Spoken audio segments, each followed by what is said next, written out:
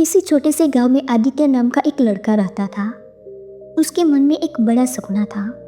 वह एक सफल व्यापारी बनना चाहता था, लेकिन समस्या यह थी कि उसके पास न पैसा था न कोई सहारा।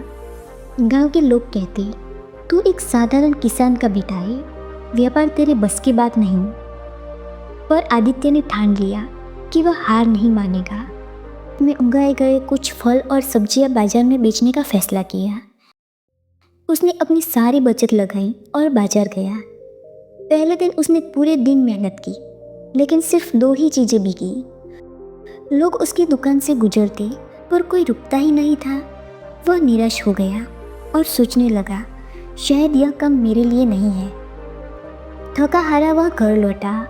उसकी माँ ने उसकी आंखों में उदासी देखी और प्यार से कहा, बेटा, असली ताकत गिरकर उठने में है।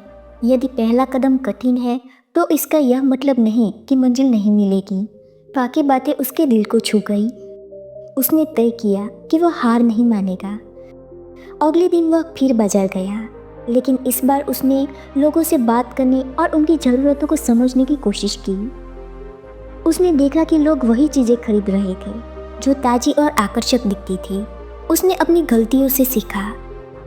वह सुबह सुबह ताज़े फल और सब्जियां लाने लगा। उसने ग्राहकों से मुस्कुराकर बात करनी शुरू की।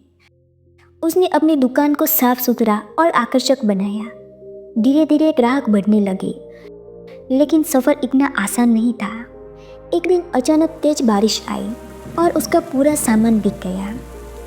उसे बड़ा नुकसान हुआ। गांव के लोग फिर हंसने लगे। देखा, तुझे पहले ही कहा था कि यह तेरे बस की बात नहीं। लेकिन इस बार आदित्य रुका नहीं। उसने अपनी गलतियों से सीखा और एक छतरी लगाई ताकि उसका सामान सुरक्षित रहे।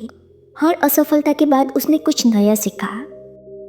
सालों की मेहनत के बाद वही आदित्य, जिसने कभी 2 चीज़ें बेचना मुश्किल समझा था, अब पूरे गांव का सबसे सफल व्यापारी बन चुका था।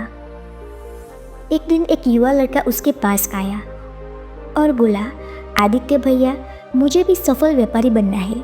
मुझे क्या करना चाहिए? आदित्य मुस्कुराया और कहा, अगर पहले दिन ही हार मान लेता तो आज मैं यहाँ नहीं होता। जीतने वाले वो होते हैं जो गिरकर फिर उठते हैं और हार नहीं मानते। दोस्तों, संघर्ष ही सफलता की पहली सीढ़ी है। असफलताएं सबक देती है, हार मानने का कारण नहीं बनती।